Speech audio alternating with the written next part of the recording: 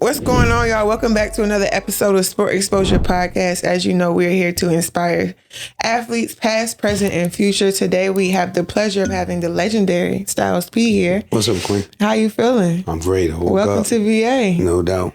You ready to get into it about some sports, inspire some athletes? Mm-hmm. Okay. So first and foremost, here at Sport Exposure, we're all about celebrating our triumphs and learning from our defeats. When you hear that motto, you think about your journey in general. What comes to mind? Just life in general. Really, every day-to-day life, looking at where you start and where you at. I feel personally triumphant to be able to wake up and live a life I enjoy. I didn't always see that coming for me, so to be able to be in that position is pretty cool. So It is just a blessing. Yeah, life. Playing the game of life. You gotta appreciate the triumphs. Yes, for sure. So where did it all start for you? Outside, banging on car hoods, rapping over beatbox. Just I was born in the 70s, but a young kid in the 80s. So hip hop has just always kind of inspired me, and being creative, playing around with words was always something I enjoyed doing. And so I started in the single digits, just going outside, admiring what the older fellas who was rhyming was doing, wanted to be part of it. And then watching the movie Beat Street when I was younger. A lot of y'all not gonna know what it is, but that was a beautiful hip hop movie, and it just inspired me to. I knew I wanted to be part of and play part in the culture. And you talk about being artistic, and a lot of your music, you talk about coping and the things that you've gone through in the journey. Where did that come from? Life, again. I think your art reflects what you go through, how you feel. So most of my art is really pretty much how I'm feeling, what I'm going through, my experiences, or how I'm looking at things, how I view them. Would you say that was your coping mechanism? Definitely for I would say for most of my life, rhyming was a therapy for me, like a personal way to find something therapeutic to do that I enjoy doing, that I love doing. Do you feel like at some point in your life you had a turning point? High school, me and Sheik and Kiss. I met him in junior high, but we all went to the same high school together. So seeing other people with the same dream, with the same passion, and knowing, I felt like in high school, I knew I was like really, really good at rhyming, more so than the average person, and then to be around them, it just kind of one thing led to another. Yeah, still sharp and still. One thing leads to another, so you just keep pushing. When you got people, it's like for me, rhyming is like a sport as well. Like, you know what I'm saying? Like literally. So when you constantly practicing and you have other good people to practice around, you just naturally get better. Right. And I tell people all the time, it's a lot of lessons that we learn as athletes. Yeah. That come second nature to us, that transfer over into life. Yeah. Talk about some of the things that you've learned as an artist practicing that transferred also over to life. Work ethic. And hard works beat talent if talent ain't working hard. So the person who is like working extremely hard on perfecting their craft and really sticks to the script and saying, this is what I do, this is how I'm going to do it, and is dedicated to it, you usually see a difference in that person. That it's a different engine, it's a different cloth. So it transfers over to just going, that kind of works in every aspect of your life. Right. So even in other businesses, or when you learn other things to do, you apply that same pressure and work ethic to whatever you're doing. So I believe just the person who works on their skills the most are usually the people that will you see the difference in. Do you feel like rhyming and being an artist has taught you other things? Definitely so. I would say just how to cope in life, period. I believe the arts make you figure how to deal with people. Everything you do kind of transfers to the rest of life, because you have to know how to work alongside people. You have to know how to respect people's time, respect people's energy. You have to know when to speak up for yourself. You have to know when to be grateful for things. So I believe everything that has to do with being an artist kind of reflects and shows in your regular life. And that's the ongoing journey. That's something For sure. that we still For work sure. at every day. For sure. And how would you say that you keep that going? Because it's one thing to have that mindset, it's another thing to keep that mindset. I guess I remind myself every day when I get up, like this is what I remember what it took to get me here. And then I think when you just love your craft, you remember just to stay at it. To stay at it, like there's kind of nothing that really derails you. And if it does, you end up getting back on track anyway because it's what you love to do. So when you're doing what you love to do, you're always involved one way or another. Like even if I'm not working per se, I still do the things in my life that I do when I'm working. So like my craft makes me I get up and I play like a daily word puzzle every day. So I play with words every day, no matter whether I'm working or not. I watch films. Even when I'm talking to someone, just a regular conversation, my memory and my mind is going, oh, this person said that. I could say that in a different way and put it. So kind of your mind is just always on track. It's always just kind of like just playing with ideas and playing with words consistently. Has there ever been a time frame where you felt that you were stuck or just the words weren't rhyming the way that you needed them to? Yeah, plenty of times. And what did you do to overcome that? Plenty of times. Play word puzzles, watch movies, read books. Sometimes you just got to walk away, take a deep breath, find a different approach, give yourself a break, make sure your mind's right. There's so many different approaches. Yeah, finding other outlets that kind of mimic what you do, but not exactly what you do. So I'll down to watching, when I'm watching like a film or movies, I'm watching like, all right, this guy, let's just say Denzel, for instance, you think of all of the characters he's played and how he got into the role of playing all of the characters, and how you believe whatever character he is. And that's because he worked hard at what he does. And so it's a reminder of you to get back to working hard. For sure. And that's, once again, an ongoing thing. Yeah. Definitely an ongoing thing. Definitely. So throughout your career, we all have highs, we all have lows. Yeah. And I'm pretty sure you've experienced a few of both. Yeah. What would you say that your lowest moment was for you? Throughout my career, probably going to jail. Going to jail around 2002 after I,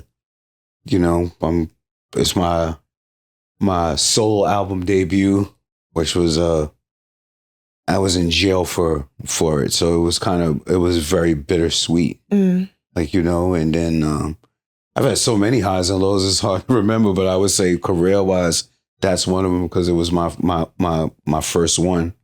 And then I would say just having to work with dealing with personal loss, like family, friends, working through that is sometimes it's tough, but then when you get through it, it becomes a high.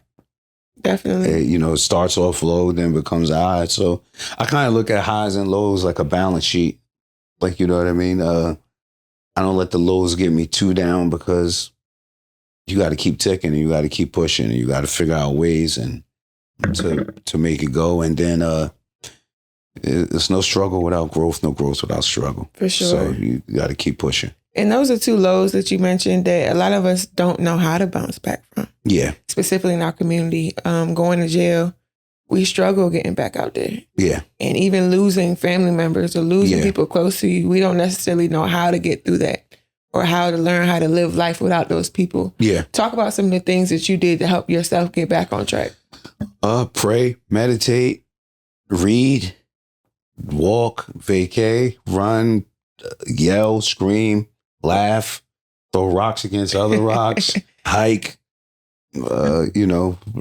just whatever it takes to get in tune with yourself. Like I believe it's just getting to who you are and finding out who you are and making sure understanding of life though sometimes give you like we're all leaving the earth at some point or another. So with the understanding that I'm going to see people again, far as the business, same thing. People go through highs and lows. Understanding you made it in the first place means you can make it again, and then that's the testament of a true warrior and a true artist and a true person who belongs there to go, all right, I made it to the high point. I got low. Self-belief. You gotta have self-belief over self-doubt. So you have to believe in yourself. You have to believe, that you're one of the ones that belongs there. And I think that makes the difference. Even when nobody else around you is believing in you. You have to. That's exactly. That's the most important That's the time. key. That is the most important time because if you have to believe in yourself more than anybody else believes in you because it transfers. That energy transfers. So when you have that self-belief and that confidence rapping's it's a verbal sport. It's competitive, it's friendly, but it's also competitive. And I'm a competitive person. So when you go in a room with someone and you're working on a song, if you don't have that confidence, it's going to show. That energy is going to read. And you should always go in going, I want to come out. When this song is over, I want to have the best part. Not saying it's going to happen every time, but that should be your mind state every single time. That has to be your mind state every single time. And that's the difference with people who kind of, are solidified and then people who aren't. Some people are very skilled but lack self-confidence. And then there's like a lot of people who, I know a lot of MCs who were like great at rhyming outside and a cappella. But then when you get in the studio and you're in the booth and you're behind the mic, it's sort of like you versus yourself. And then when they're not able to lay the verse fast or they have difficulties, like you have to be able to stay in that booth and be able to do it as many times as necessary to get it right. So that tenacity. Yeah, you need the tenacity. And with myself, not that everybody's going to know what exactly I mean, but I don't punch when I go in a booth. That means I say the whole rhyme from beginning to end. So if I mess up, even if it's on the last word or the last sentence, I'm doing it again. Because I want you to feel it how I want to deliver it. So a lot of people, they do punching is when you do a couple of lines, stop. Then the engineer, you go back and you start from where you left off. I don't do that at all. I'll just rather do the whole thing all over again. So I think that kind of it's crafted me to be a certain way. Like, you know what I mean? That's a skill. Yeah. I don't write rhymes, so it's crafted to me to be a certain way too, to have so I'm saying it so much in my head over and over that I like to deliver it the way I want to deliver it. So I love my craft. You know what I mean? You compared your craft to athleticism. Yeah, there's two exact sports I always compare it to is basketball and martial arts. Explain. You have to, on any given night, you have to know what position you're playing. I'm in a group, so some nights I may have to be point guard.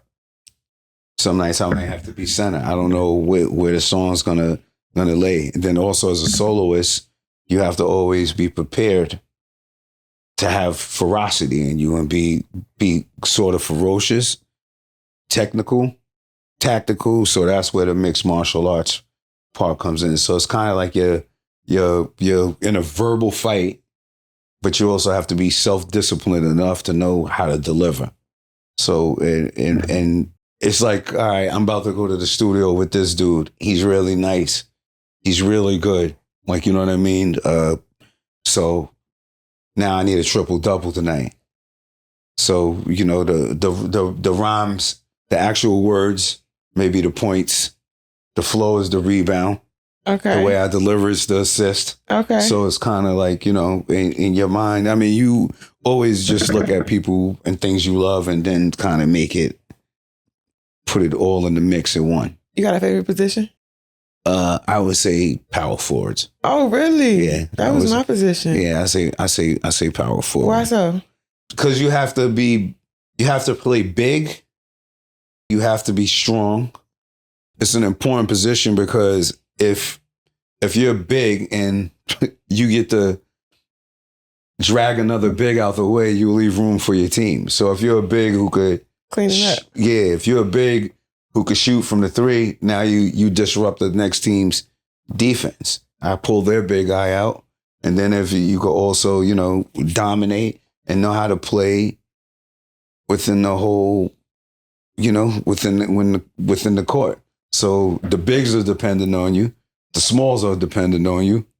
It's a very important position. It is. I feel like it's one of the most important positions because you have to be big, but you also have to kind of be athletic at the same time. You have to be smart, and then you have to be the tough one too. All of the above. Yeah. So, do you hoop at all? You play sports at all? I foul a lot. Oh, so you one of them. Yeah. I'm a good hack though. I don't want to hurt you. A little smack on the elbow while you shooting the jumper though. What position you play? Won't hurt. Or that's your position? I'm short. So in my mind, I would have loved to have been a power forward. Like if I would have been taller, I would have been nice.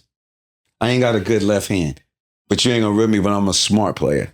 So you got a right hand. I got a nice little jumper. Okay. Used to, not no more, but I used to be able to hit a couple threes here and there. But I play effective defense and I play smart. But I wouldn't call my Kiss is the hoop out the group. Oh, okay. If I'm there though, I ain't gonna screw it up for the rest of the team. He told us he had hoop dreams. He's supposed to go to Syracuse.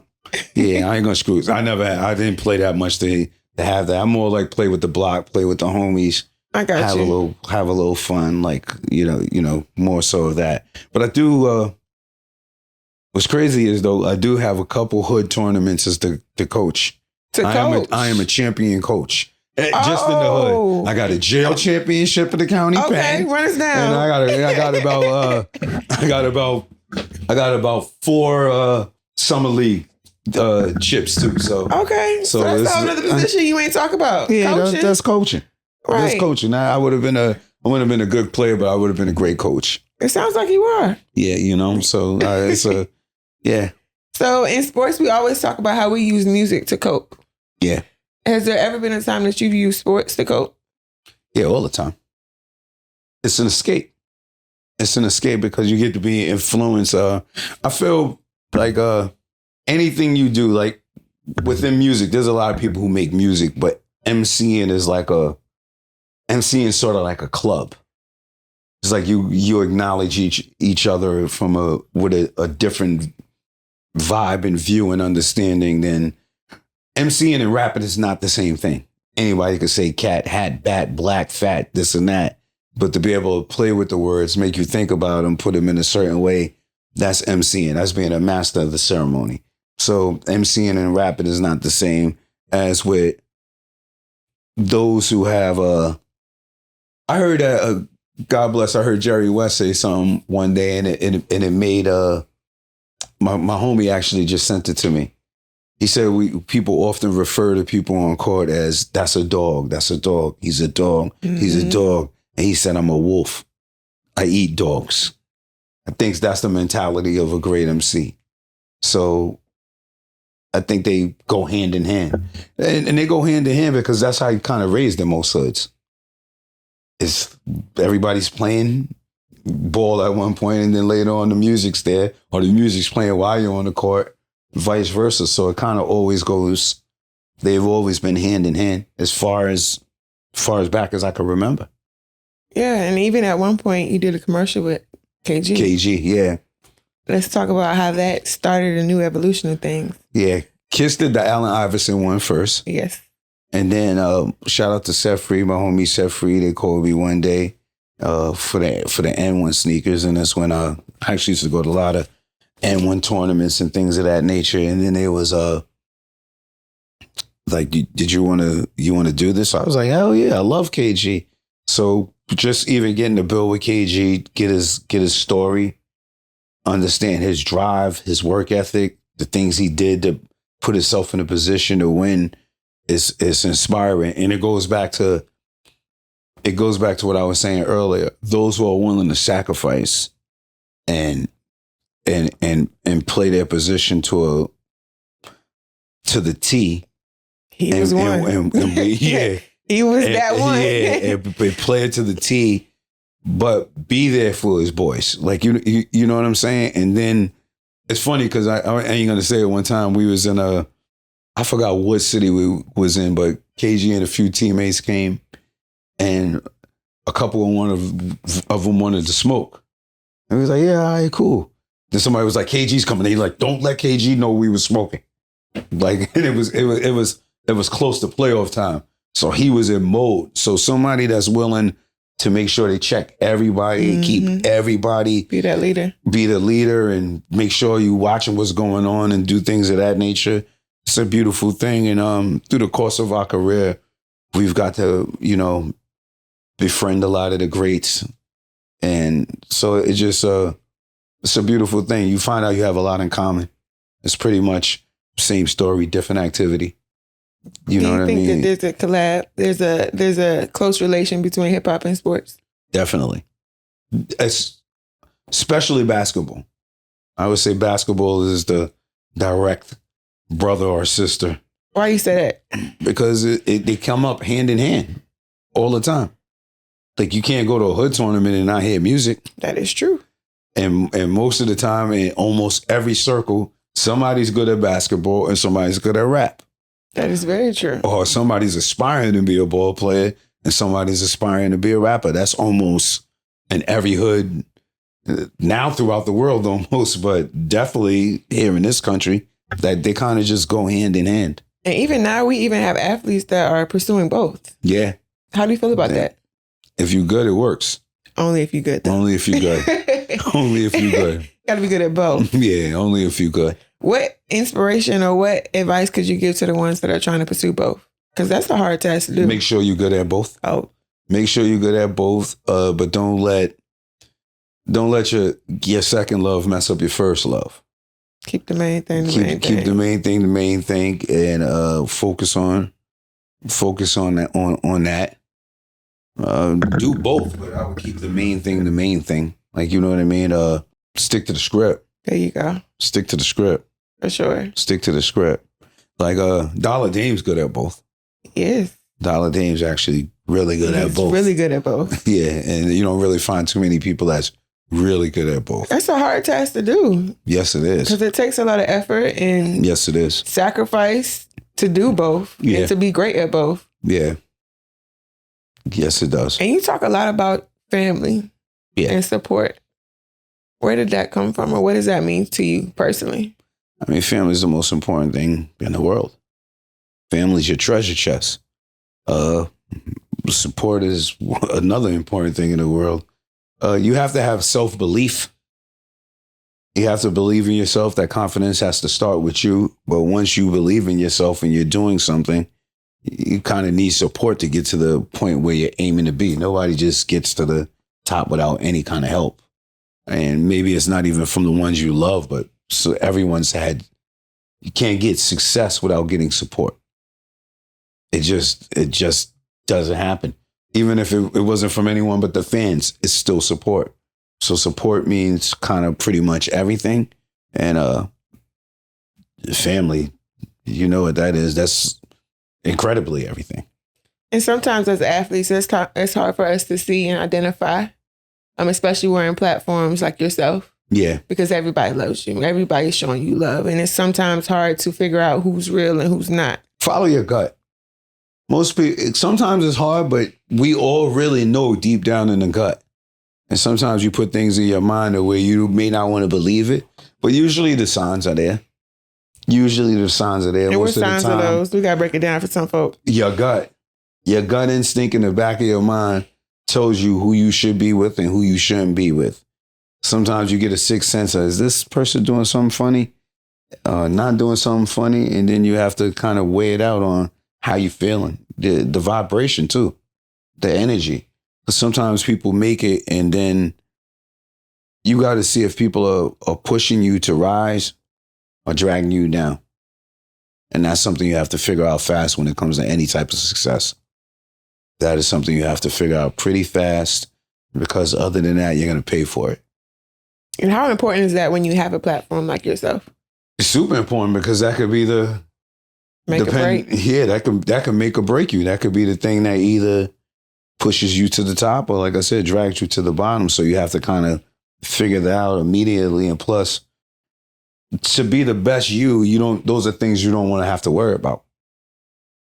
Those are things you don't want to have to worry about. So your circle reflects pretty much who you are and what you do. So you have to watch your circle, be smart, and figure out how to move, when to move, why to move, and who to move with. That's a very important key when it comes to this generation specifically. Yeah. I tell the kids all the time that you are, like you said, you are who you hang around. And we were talking about sports. Everybody wants to be around you. We're talking about rap. Everybody wants to be around you. Everybody can't go. Everybody can't go. Everybody can't go. And for the younger kids, please speak to them specifically as far as trying to figure out who's supposed to go with you, who's not. Because that can be a struggle. Oh, that's an easy thing. That's a very, very easy one to answer. Who's there to help? Who's there to help, and who's bringing something to the table? Like that's kind of it. Who's making the whole situation better? So you have to kind of, when you're moving, your trajectory is upwards. You want to make sure you're going with people who's going to push you up or go up with you. And if they're not, then that's the person you better come back later for them. Maybe they're just supposed to stay where they're at. Maybe, but I mean, either one. Either they're supposed to stay where they at, or you got to come back later and tell them they got to mature, and this is what happened. And this is why it happened. Because one way or the other, that's going to happen, and you're going to learn. Either way, that's going to happen. Yeah, some of us learn the hard way. Yeah, that's happening either way. So it's your decision to pick when and how it's going to happen. It's up to you as a young athlete, because some people will tell you, someone older and wiser than you will tell you, you show me your company, I'll show you who you are. Like, you know what I mean? So you have to keep that in mind as you're not going to get it now when you're young, because you're young and you're fun and there's friends. But as you get older, you kind of understand. You definitely see things differently. Yeah, you see things differently. You have to be wise. And I think that's a pressure that I feel for young athletes, young rappers, young people in general when they become successful, because you have to grow faster than the average person your age. It forces us to. Yeah, it forces you to use your mind state, grow faster, be smarter, figure out how to navigate. Now you're doing things that adults do, and you may not even be fully mature yet. So you have to know that with success comes a maturity level that you have to prep yourself for, be prepared for, and hit the mark with. Because if not, you end up going through things. And we see that today now with, there's examples out there for you to look and say. Plenty. Yeah.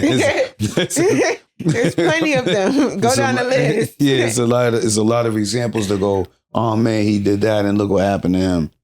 So you got to be smart about it. Definitely. And back to surrounding yourself with the right type of people. When you see yourself going further than the next, sometimes you have to change up who's around you to help you to succeed at that next level. Yeah. And sometimes it's hard coming from the generations and the backgrounds that we come from, because we're doing things that's never been done before. Yeah. Quickly. Fast. Very. Very fast. And very sometimes fast. For the younger generation, I can speak for myself, sometimes it's hard to find a support system. Yeah. Because you got people hating on you. You got people that want to see you down, or just, it's a lot of things. It's a lot to come with it. Yeah. They come with the territory. And how would you say someone can navigate that transition? Keep yourself busy. Keep yourself focused on your craft, and see who's next to you while you're doing it and what they're doing. And that's your answer right there. So instead of hanging out with your homie who you know is going to do something that's stupid or that you know is a knucklehead, I leave the reckless fuck alone, y'all. yeah, go to practice. go work on your dribble. Yeah. Go work on your shot. Go work on your passes. Go work on your grades. Go work on something and then see who's there, because hard work will make some people just be like, I don't even want to be around. A focused person who's working hard, some people don't want to be around that, because now if you're just really focusing on what you have to do and how you do it, they don't like that. They don't like that. They don't like that. So you have to say, all right, this is how I separate things from being this type of person right here. So it's like when you start saying, no, I ain't going out, I don't want to go out, I'm gonna go do something else, or I'm gonna go hit the books, I'm gonna do that. Give it some time of doing that consistently, see who sticks around, and then your answer is. That mindset sets you apart. Yeah, see who's gonna push you to go do what you're saying, and then see who's gonna try to be like, nah, don't do that right now. Come on, let's go do this, that. And that's your answer right there, because you have to, young ladies, young gentlemen, you're dreaming alone. It's your dream. Y'all didn't have the dream at the same time. Right. You know what I mean? So that's your dream. So to make sure your dream is complete, you have to do the things that it takes to get there. I mean, because somebody else could ruin your dream if you allow them to. Quickly. Yeah, if you allow them to, that can happen to you. Yeah. So you got to stay focused.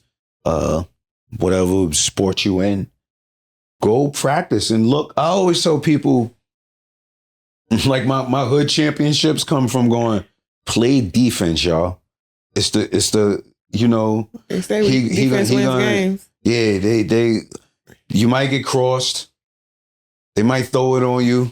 Stay focused. Don't worry about that. Don't worry about being an individual. Go out there and play together. Play hard defense. Stick to the script, and you're gonna get some wins. You're gonna get some wins. And same thing with anybody. If you go stick to the script and you stay focused on what you do, and then you go back and go, what's the difference between the greats? And you hear the story every time. The greats are the ones who work extremely hard. The greats are the ones who didn't go to all of the pool parties in the summer. They was in the weight room. Right. They was practicing. The greats is the one who just kept doing what the greats are the one who went to practice in the morning, night, and then practice on their own. That's the difference. Like, and you got to ask yourself, honestly, who am I and how successful do I want to be? That's that mindset. That mindset sets you apart. Like there's plenty of times I was like, I want to be doing what everybody else is doing. I'm like, nah, let me go to the studio and make this rhyme. Let me sit in there and figure this out. There's a time to play, and then there's a time to make sure you put in your work. You'll have the fun, but make sure you put in your work. Exactly. Make sure you put in your work. Work hard. Yep. And you speak very openly about your healthy lifestyle. Yeah. Let's get into that, because that's something new to society. That's something new to our background and the things that we come from. And it plays a huge, important role in every other area in our life. Yeah. I think being in tune with yourself is working on being the best you could be. You may not always be that all of the time. You may backtrack, you may fall off, but as long as that's your mindset, it helps. So I love my craft so much that I just always kind of want to be the best me that I could be. So I work on eating healthy. I work on watching what I intake. And then I also mindful of the energy that I have. And then I think it's just about making sure our community and the things that go on in our community make sense. Like, you know what I mean? A lot of us, if you come from a hood, you come from an area with poverty, you see fast food all over the place.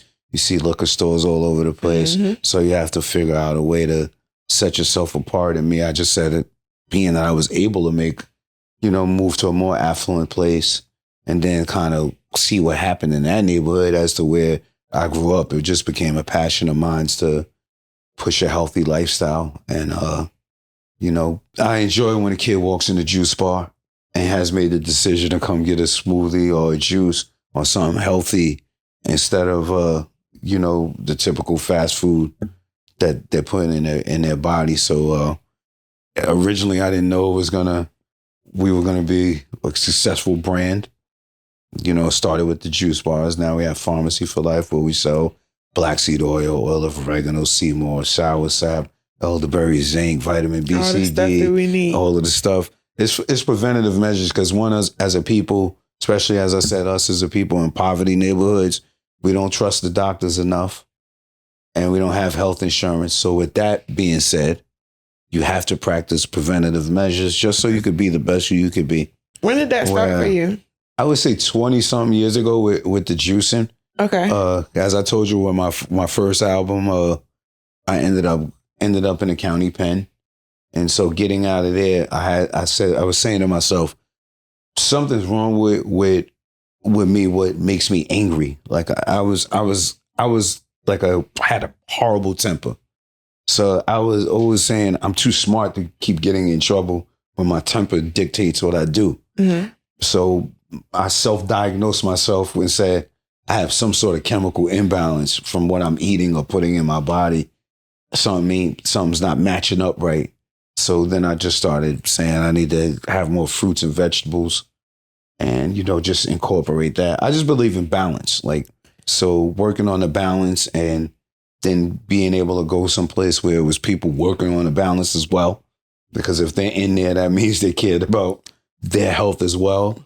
It just started putting me in a different space. And then just, as I said, moving to a more affluent neighborhood and seeing what we didn't have just kind of started putting me in a different space and put a battery in my back to say, let's get our community healthy. And a lot of us in our community have those diagnoses. Yeah, for sure. For sure. We all have a lot of those. And sometimes it's hard for us to figure out where it came from. Yeah. I mean, you are what you eat. You are what you eat, especially to the young athletes that's watching, listening. So I said, let's talk about it. Your body's your machine. It is. So you have to watch what you're putting in, what you're taking out. You're young and strong. When you're young, things don't affect you in certain ways, but as you age, start catching up to you. Things will start catching up to you, and you want to be mindful. And then, but just as a young athlete, anyway, the difference is the person who's well prepared. So the fruits, the veggies, the good foods, healthy things will give you more energy to be able to perform better. So you want to watch your performance. And same thing, the more I was eating better and drinking better, the more clarity I had. The more clarity I had, the better my brain's working. And now things click faster. Because I think one thing I definitely want to say to all of the young athletes, especially athletes of Black athletes and people of color, and especially if you're good at something, and a lot of people won't tell you this, but do you know what it takes? They tell you you're just an athlete, but they never tell you you're a genius when you could do certain things or how fast your brain is working. Your brain makes every part of your body move. You can't move this finger without your brain telling it to, nor your legs. So think about whether it's basketball, football. You come down, cross somebody, go behind your back, lean to the left, come back to the right. Your brain computed that within that time. And nobody never says, that is pretty genius when you put it when you break it down like that. Think about it. Like anything you're doing, like you ain't just doing it, you're doing it, but your brain is thinking about it. You thought about that within milliseconds. And did it. Same with a football player. He's running, he cuts this way, he jumps over this, he does that. Yeah, you're athletic. You're strong. Your body's in good condition. You're in good shape. But your mind has a lot to do with that. That's your mind looking at the court or the field, computing, figuring out, I'm going to step this way. I'm going to do this. The same way think about how each generation of ball players become more athletic because they saw it happen. Now it's in your memory. You've seen someone do it. That's like the first, when Dr. J jumped from the foul line, now everybody's jumping from the foul line. Yeah. Now think about the young generation of people that shoot threes from deep now. you've seen Curry do it so much that it's embedded in your head that you could do it. Now, like, so the brain has a lot to do with what you're doing, which is why you should also watch tapes and study. Because that's embedded in your brain. I think a lot of people don't like watching tapes, and I think that's a big difference too. Studying film. People who have a idea in their brain on the game, as you see, like they tell you, all the greats tell you, they watch film or they study or they're knowledgeable of the game or they have a brain for the game. Notice that they say that about everyone, but most people don't really compute that. But it takes a sharp mind to be able to do something like that. It's your mind that told your body to do it. And we got to feed our mind the correct thing. And you got to feed your mind the correct thing. So now you even more on point. So I have to ask, a lot of us don't know where to start when it comes to a healthier lifestyle as far as consuming, because we don't know what we don't know. Yeah. And growing up in the communities that we grow up in, that's not normal. That's not what we see. That's not how we grew up. Read the packages. Start getting familiar with the information that's on the packages of the things you buy. Pick one day out of the week where I say the best way to start is with balance. So let's just say, for instance, if you had chicken, fish, steak, whatever meat for dinner, right?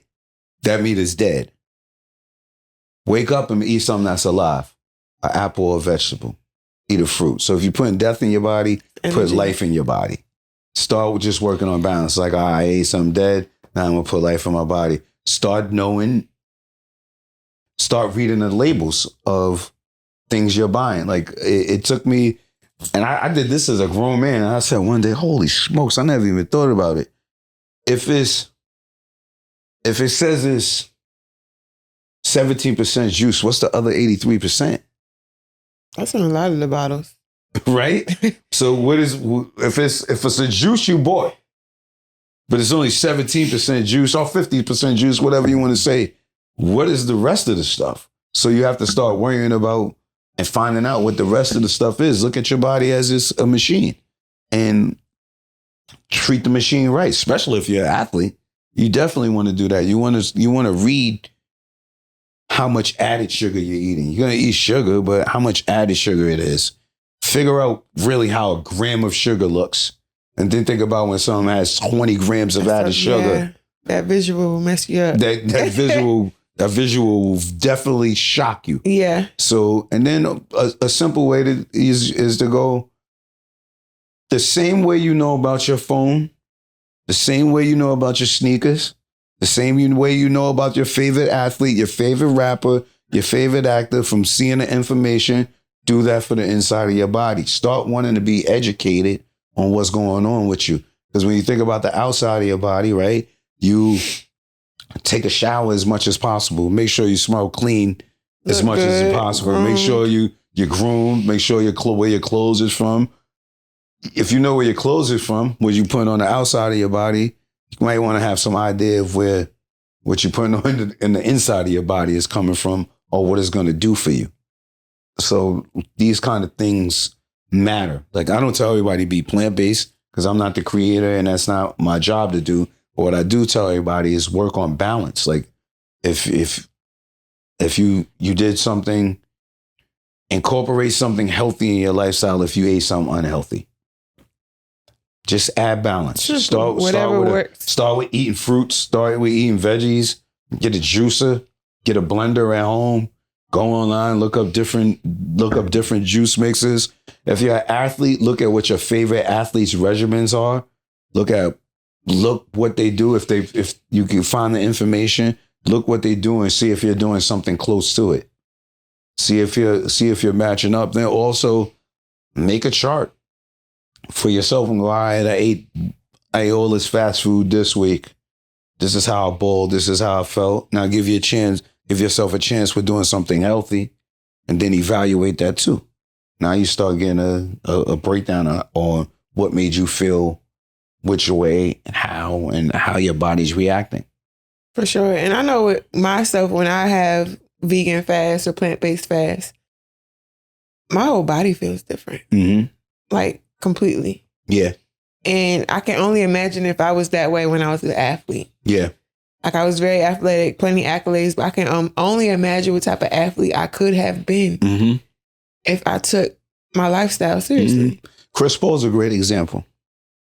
He's not a young spring chicken, but he incorporated a plant-based lifestyle, and he was moving around like a young spring chicken. Yeah. Like, you know what I mean? And there's a lot of athletes who are like that. And I think it's really just about practicing balance and what's going to make you feel good, and being mindful of the things you're putting in your body. Just read the ingredients. Start to get familiar with them. If you can't spell it, you shouldn't eat it. If you don't know what it means, you shouldn't eat it or drink it. You shouldn't. That's easy. That's where it really starts, is going, all right, I picked up this can that says this, and that. What does that even mean? I don't know what nitrophosphorus glycerin is. I'm not taking it. Simple. I don't want it. I don't want it. I don't want to be part of that. Like, you know what I mean? On my way here, I was tired, so I didn't read enough, but I picked up a cup of peaches from the gas station on the road. Then I got in the car, looked, it had 18 grams of added sugar. One little cup of peaches. 18 grams is crazy. And for peaches? Like, for peaches? A little cup, that's a lot. Yeah, little cup.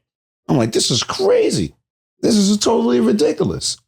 So a lot of us don't really understand that we eat a lot of things that, especially in this country, a lot of the food we eat are banned in other countries.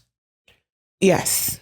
A lot of the and things, food tastes different when you go out the country. Yeah, for sure. So I come back home like, what is this? Yeah, so I think it's just being mindful about understanding your body's a machine. Your brain's a machine. Yo, everything that's going on with you is that way. So just be as smart as you possibly can. And it shows up in so many other areas, mentally, emotionally, the way you handle things. Yeah. Like you said, you were angry. Yeah. You started putting different foods in your body. You was less angry. A lot. Yeah, and those are things that you don't know until you try. But nobody's teaching us to do those things. Nah. That's not what they're telling us to do. Nah, not at all. And it plays a huge part when we're talking about coping. We're talking about the life experiences. We're talking about the lows. We're talking about the highs that go really, really high, really, really low. Yeah. Just imagine if you just kept that mindset of being the best version of yourself. Exactly. You bounce back from things that you ain't supposed to bounce back from just off of you being the best version of yourself. Exactly. And how has that helped you still now at your age? You about to go on tour. Yeah. Yeah. I feel great. Like, you know what I mean? I go to the gym. I can still do pull-ups. I can still do push-ups. I do mobility. I could stretch. I could touch my toes. A lot of people can't do that. I could do a lot. Like, and I don't feel like I'm getting older. I feel like I'm getting vintage. So I see a lot of people my age, that aren't mindful whatsoever, and it's dangerous out there, and especially for Black people. Like, you know what I mean? You look at high blood pressure, diabetes, we got all of that. Heart attacks, prenatal things, all of that. We suffer the most. And that's because of what we're putting in our bodies and where we live and what the industry is doing to us, because they know a lot of us aren't paying attention to the information. So with us not paying attention to the information, it kind of limits us. It limits us and puts us in an awkward position. So if you're an athlete, you don't need to be eating. You shouldn't eat fast food every day. You really shouldn't be eating. You shouldn't at all. But I'm going to tell them to start with the balance. Yeah, I'm going to tell them to start with the balance. You shouldn't eat it at all. But things happen. But then watch what you're eating. Like, you know what I mean? It's some things you have to find out about them. Yeah, you have to find out about them. It's important. Yeah, and you mentioned your fitness. Yeah, that plays a huge part in our lifestyle as well. Yeah. And it plays, especially for athletes, it plays a part of, I'm not an athlete, but it plays part of your discipline. Because if you already got to play. So if you dedicated enough to prepare yourself to play, put yourself through that, get to the gym and prepare yourself more, that shows your discipline and it shows your work ethic. And then that makes you better at whatever you do. Like you think about it. There's not how many greats you could say don't go to practice. Not goods, greats. We can't. You can't. Or don't work out, or don't take their craft seriously. Don't take their, or didn't hit the gym. Every story, the guy behind me, Jordan, Muhammad Ali, you could go to baseball, you could go to football. All of the greats are the guys putting in and the ladies putting in the extra work ethic, the extra effort, going the extra mile. Because going that extra mile may get you that extra step when you really need it. When you really, really need it and you don't feel like going any further. When you know you can, now you're prepared. You work harder. If you work very hard, you get used to hard work. When you get used to hard work, when you get in a hard situation, you're used to it. Yeah. Now it's all right. I'm prepared for this. Muscle memory. Yeah, I'm prepared for this. I could do this. This is not everybody else want to stop. I'm ready. Right. I'm ready because somebody could be better at you something. If they can't outlast you, you'll eventually be the better one. Yeah. You'll eventually be the better one. Right. Have you ever worked out with any athletes? No. No? Mm-mm. Not your thing? I actually, no, I kind of work out alone. I feel that. I kind of work out alone. I do go to, shout out to Animals and Young, because I do go to Muay Thai and work out with the, the kickboxers and the boxers and things of that nature. I do that. So yes, I do, but never actually a couple football players I have worked out with, not professional though. Got you. Not professional. And are there any storylines that you're following closely? I was following I was very interested in this year I like the NBA. The past 2 years before that I didn't. Okay. It's a lot of chucking now. Play some D, man. But this year I felt like I got to see a lot of good games. They were playing defense. I was definitely following the Knicks haven't been good in so long that it just felt great seeing them get to the second round. I'm finally glad we got a good team. We haven't had one in a long while. And then the chip also was very interesting to me. I was glad to see Kyrie back on the big stage. It was a flip for me because I didn't mind who won. I would have loved to see Kyrie win just for the storyline and all that's went on. But I love Brown a lot. I like. He's a ferocious player. Like I feel he got that dog and that wolf in him. He got that dog and that wolf in him. Because you see, and not taking away from Tatum, because I like Tatum a lot. I like his skill set, but I like to see the person with a work ethic who's going to go out every single time that because no matter the situation, and I love him pep talk when he's mic'd up. His pep talks and his energy is just different, and the things he stands for off the court. And to be a dog on the court, so I kind of didn't mind who won. Either way, I thought it was a win-win. Like, you know what I mean? So I think it was an interesting series. It was. I do agree. It was interesting. I thought Dallas would have did better, but it's all right. Yeah. Plus, they needed their time. Kyrie already got one, so I wasn't stressing it. Yeah. And then I don't think if Tatum and Brown got it this year, it might have not happened. Exactly. Like, so I was glad that he did get it. He showed his value, that he's worth the money. And because I think Tatum has him beat like by half an inch on skill set. But I feel like Brown makes up for it with dogs. So I didn't feel like Tatum was over Brown. For me personally. Yeah. Like, you know what I'm saying? Yeah. I get what people say, like how it looks, and he's a great player. They're both very great players. But I felt they complement each other. I felt that Tatum needed somebody like Brown, and Brown needed somebody like Tatum. Chemistry, got you. Yeah, so it was good to see. I mean, it worked out. It worked out. Good to see them get that chip. Congratulations. For sure. And finally, a question I asked all my guests to come on the podcast: the sport exposure moment. What is it that you want to expose to the next generation of student athletes to inspire them? I would say I'm going to expose something personal. Sometimes you don't always feel great. And sometimes you're ready to quit what you're doing. And it's a rough job. I think when you make it to the top, everything that glitters is not gold. And I think people don't understand the lifestyle of people who actually make it and how much hard work they have to go through and how many things hurt on their personal life they're going to go through, how people are going to, as we were talking about earlier, how everybody's not going to champion them and push them forward. Right. How people are going to, some people are going to want to pull you down or hate on you, and keep pushing through. Persevere because with being great, you have to sacrifice a lot. And I think a lot of athletes, especially when you're young, you're not thinking about sacrifice. You're not thinking about sacrifice until you have to. Right. So prepare yourself for being able to accept sacrifice. Prepare yourself for being able to accept hard times or loss. Prepare yourself for being able to have a strong mind state, because if you don't have it, you won't make it. If you don't have it, you will not make it, because there are days you will go. Because rap is a thing where most people don't make it long.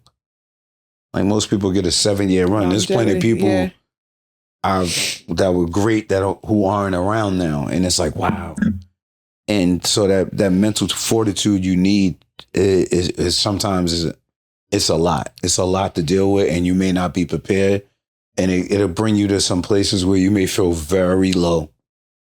But boost yourself up, feel high, pat yourself on the back for having the tenacity and the ferocity to push forward, and just know that there's going to be some low moments, and you have to know how to get through them. You're going to have to know how to get through them, because those who don't, it gets rough. Yeah, it's a part of the process. Yeah, it gets rough. It does. It gets rough. Well, thank you so much for your time. Thanks for having me. Did I create a safe space for you? Yeah, yes, you did. Okay, good. Yes, you did. That's always the model that we plan to do here. Yes, you did. So thank you so much for being Thank here. You. Appreciate you, Queen. Appreciate you too. Appreciate you. We'll catch you guys next time. Yeah.